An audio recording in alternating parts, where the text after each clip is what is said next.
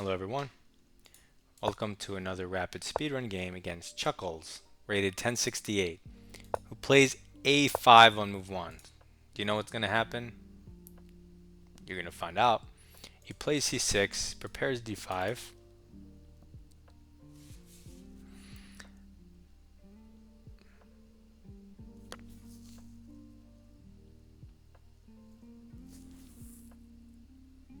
Okay, let's not get fancy. Let's not get fancy. However, I will play c4 and put a third pawn in the center. Now I'll develop a knight. He simply attacks the knight, but I'll develop in a way as to replace the knight. Now he develops the knight and the pawn is hanging, you have to notice, because my knight's pinned. What a very simple queen d3 or queen c2, but I'm going to go to the most forward advanced square as long as I determine the queen isn't easily harassed here. So he plays more rook pawn moves, but that gives us free turns to build our position. Right? What does that look like? When you can kick a knight and it can't go to the center, you should consider it. So it looks like a free move e5. Now his pieces just can't develop. He goes here, but there's no bishop tempo. Notice how I didn't put my bishop there yet. And where's it going? So h3. Fishing pole doesn't even work because we're not castled, and he sacks the knight for a single queen check that's easily blocked by many pieces. So this is terrible, as evidenced by move 1 by this guy. So even if you block with the queen, he can't take the pawn. He can't take anything. He could also block with the pawn just on principle and say, what now? What the heck was this? And I get the free fianchetto, so that's even stronger. These don't count as weaknesses you're creating because he's obviously never getting there.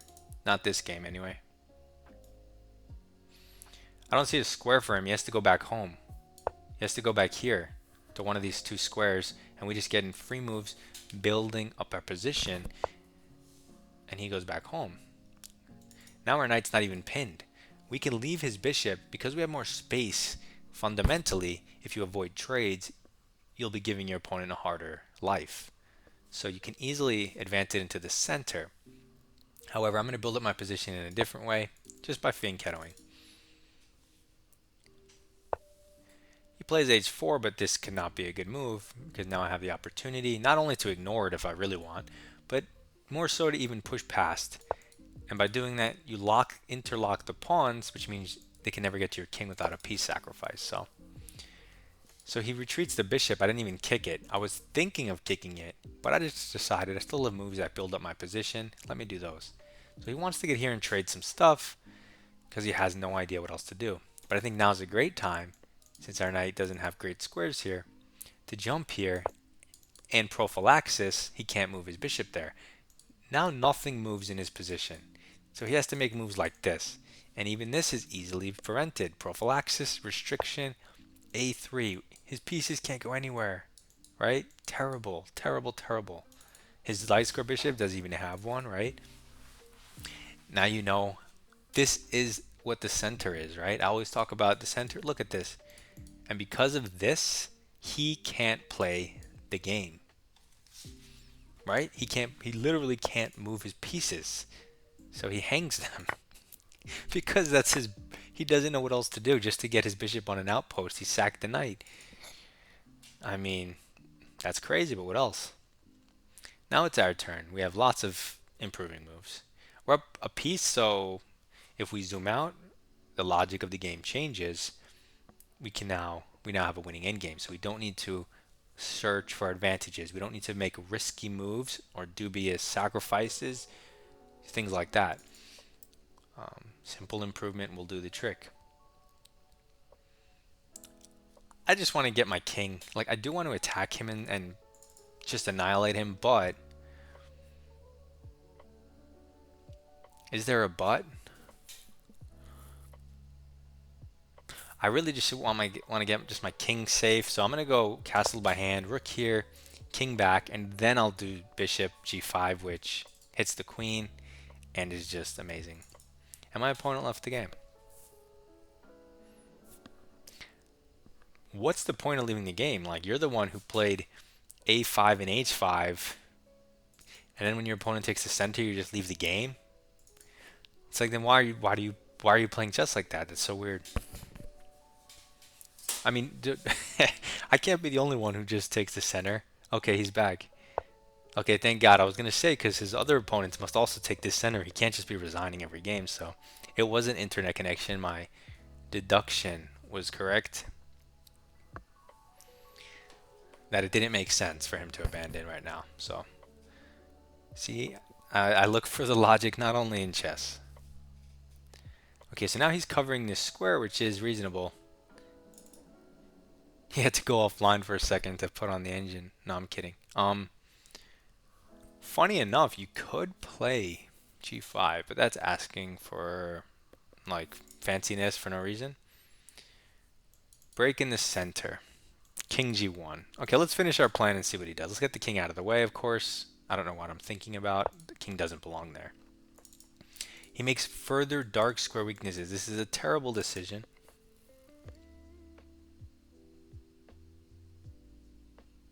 This has to lose like so quickly. This has to be so bad. Now, what's the correct sequence? Well, I imagine he wants the castle. And the pressure on the f-file will be a moot point with the queen in front. But there has to be sacrifices on g6. I could immediately just go here, here. Take with the rook. He castles. Bishop g5 hitting the pawn, extracting the queen. This looks so bad for him. And I do want to sacrifice this knight on g6 and then bring in the queen, but my other knight's in the way. So I think I'm going to start the sequence with this. There has to be a ton of winning moves here, but I'm going to keep it simple. I'm up 4 points, so I don't even need to attack him, but it's right in front of my face. And these are the logical, non-risky moves. Like, I'm risking nothing. So he moves his queen, but it doesn't even come with a threat. It does have this x-ray, but he can't do anything with it. In the meantime, I would like to build up my position with forcing moves. So what does that look like? We need more pieces. Let's get, you could bring the bishop in or the knight in. That knight sack's not even mate yet, because probably just want more pieces.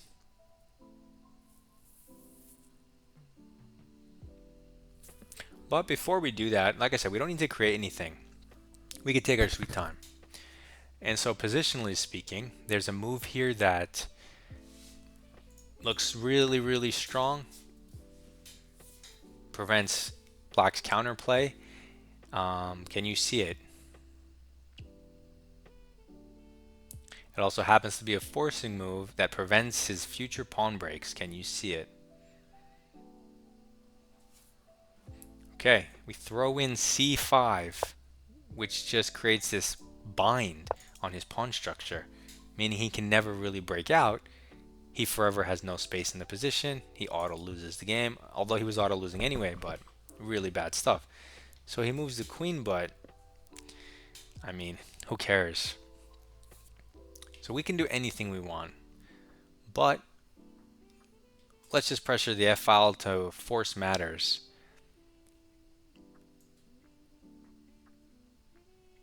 Queen here doesn't hang anything and threatens the pawn.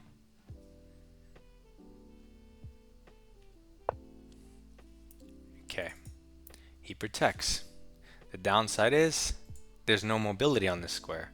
So what if I attack it? He's going to take a pawn and hit my rook. I'm going to move my rook to the f-file, tripling. I have nothing hanging at that point. If he moves his rook to hit my bishop, I'll just ignore him and take the pawn. He'll take my bishop, I'll give him a check, he'll go up, and I'll give him a checkmate. So let's continue with our aggression, bishop h6. We did calculate a checkmate after all. And you can see how 8 points of material plus 9, that's 17 points, completely useless. So he doesn't even go for the intermezzo, he just goes for the bishop. But in this line it's even worse. because you're not even trying to at least trick me or get me to mess up. And I have this move which again hits the rook, and if you try to hit the bishop again, I can now protect it with the idea I was going for, winning your pawn and opening your king. So this doesn't work. And now we're up 2 minor pieces for a pawn as he moves his king. He wants to escape here. Can I prevent that? Not really. Not really. But I'm up 5 points of material, so let's just get him to resign maybe. Ah, the engine's gonna hate it.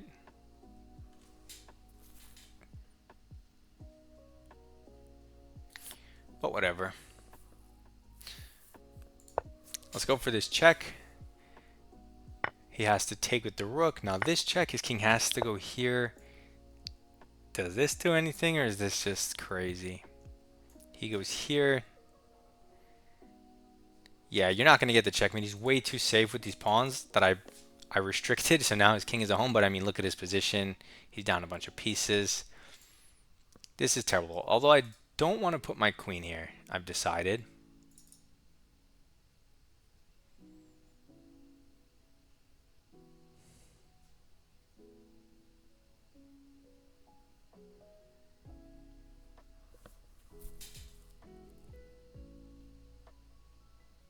What am I saying? He can't go here. That's so weird. What? Wow. Well, that's so obvious. That's crazy. Luckily, I catch these things before I make moves, right? I correct my thinking process, and because there's just a mate here, I'm like, how's there not mate? And then I'm telling you guys he has this escape script, which he obviously doesn't have.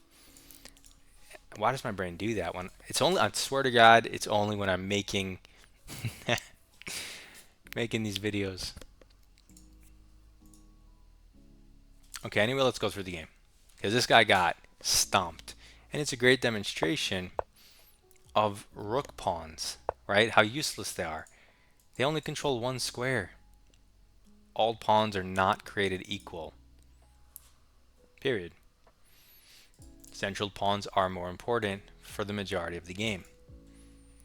So if we look down, we have this tiny little dip here, which is our one mistake of the game, and the rest was just all zeros. Our opponent played surprisingly well with only 4 mistakes at 86%. We have 1 mistake at 95. Computer doesn't call the rook pawn moves mistakes, only inaccuracies. So because they don't collapse your position, right? Sure, you let me get the center, but it's not like now you lose. But anyway, so when you're in a position like this, you can literally do whatever. Bishop, knight, knight, either pawn, other bishop, probably the queen, fianchetto, anything you want. C pawn, F pawn. I decide to move to C pawn 2. You'll need a deeper understanding to decide which pawn you're moving, why, which type of play it creates. I'm not going into any of that right now. All you need to know is play a move that takes the center, that affects the center, that controls the center. If you're not sure, choose a piece over a pawn once you have 2 already. You don't need to get 3, you don't need to get 4 if you're not sure. But I'm more sure than a lot of you guys, so I'm going to play with the C pawn. You've seen me use the F pawn a lot when I want to be aggressive, but now I'm trying a different strategy, C pawn. A little more queenside orientation. Now development and center, and we didn't do anything but normal moves, and it says +1. Positionally, white's just better because of his ridiculous moves. He develops, and we develop, and center, and making sure not to ruin the pawn structure. Although that would not be bad for us, I want to stress. He can easily take this, we can take back, we have open B file, right? That pawn supports D4, so no knight pressure or piece pressure ever matters again. Very playable, but I decided to maintain the structure and develop.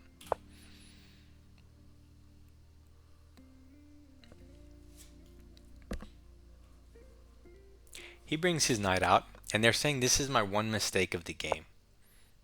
My beautiful queen d3 that maintains our +1 advantage. They're saying you have a bigger advantage if you right now kick the knight, which I did do 1 turn later.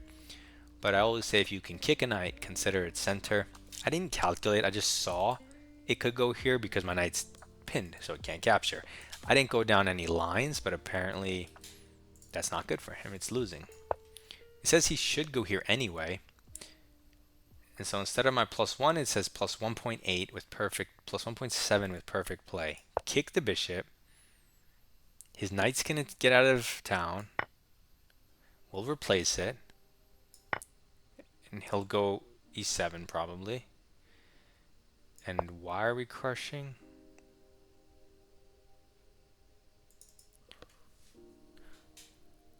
I mean, I get this is good for white, but why? I'm confused. All we did was trade this knight for this knight, right? So if we go back to the original position, and I don't do it, we don't trade this knight for this knight. But so, like, what? And we don't force that position, but and that position's just better because we already got an e5. We got this French structure. We started playing h4.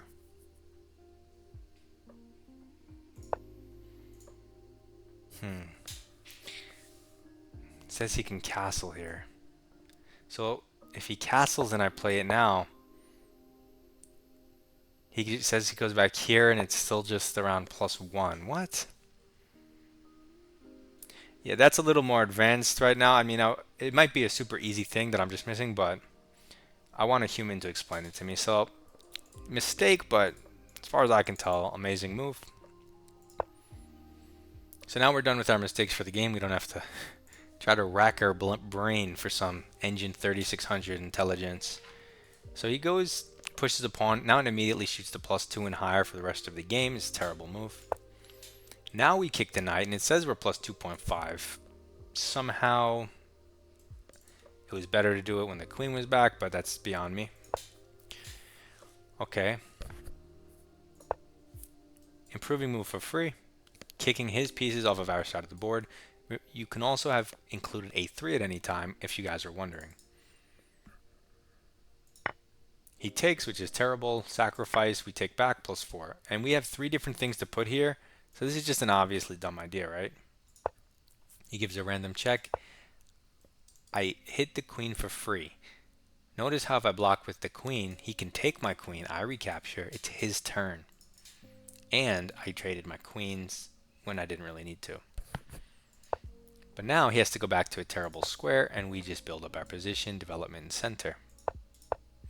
He tries to attack our king. We'll say forced move, but it's really not forced, and it's about king safety, blocking and locking the position. Okay, improving a piece. Why this piece? Why not our rook? Why not the knight? Because it's also prophylaxis against his idea. Bishop to g5.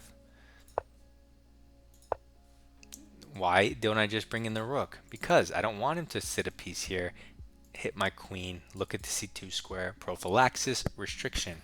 There's only so many squares on the chessboard. You take them away, your opponent has no moves. And I've only learned this concept truly. I mean, everyone says that, oh, that's obvious, you know, but like, the gears only click for real pretty recently, you know, pretty much past 2000. So I'm trying to give it to you guys. Because I always had this desire. I'm hunting the king, even in attacks when you're supposed to play a slow move or just bring in a piece or a prophylaxis. I'm always like, where's the sacrifice, you know? And maybe there will be in 5 or 10 moves, but I'm like, right now, you know? And that was a big problem. And because it would have an advantage, but it wouldn't be like a tactical shot immediately, because it would defend well, and I would have to do something more reasonable.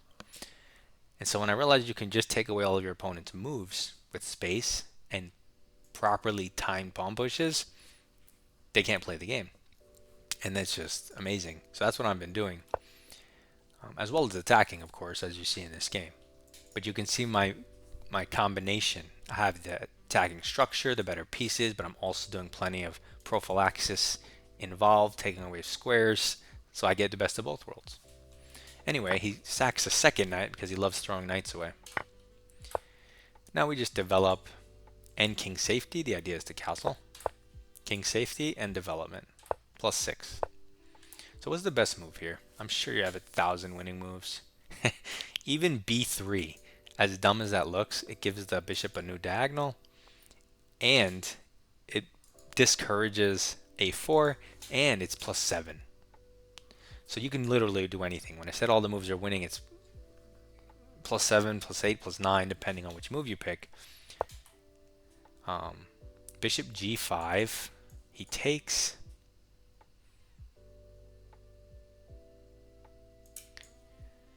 He takes? No. Bishop g5.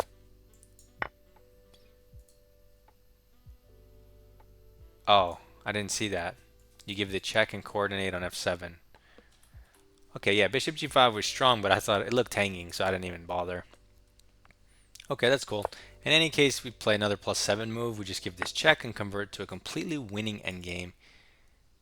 This is a positional bind. He can't break out, and now I just sealed the deal.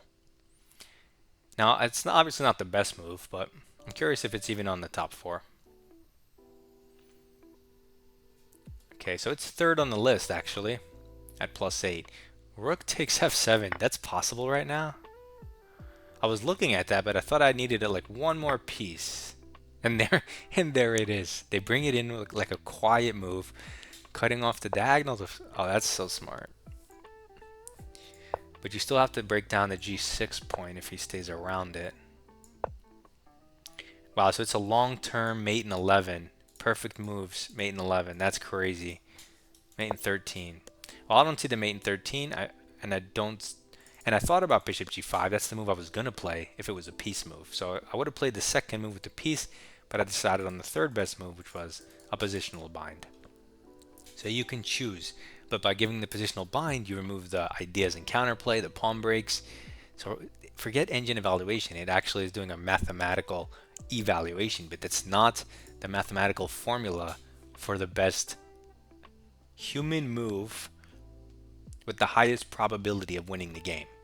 The best human move with the highest probability of winning the game is not the best, not always anyway, the best engine move. So you should know the difference, and I'm pretty sure they'll, in the next few years, come out with a side-by-side engine, or at least I hope so, that shows the differences. Because an engine line may be like 5 only moves. Humans, yeah, good luck. Okay, so in any case, we improve a piece for free, and now we develop a piece for free, forced move for free, free stuff, and the checkmate threat. So we go here, takes here, and I don't know why here I thought he can go here. Like in my head I had already almost assumed he was going to escape somehow through these squares, so I think my brain hung on to that instead of actually looking with my eyes, which happens sometimes. Preconceived notions happens a lot in chess. But eventually I opened my eyes and I saw it. So it's great that I can play like a perfect game and at the same time not see something like this. You know what I mean? Like one is super advanced chess thinking, and then the other one's just like, what are you, blind? So anyway, this was a long video. Good luck in your chess, and goodbye.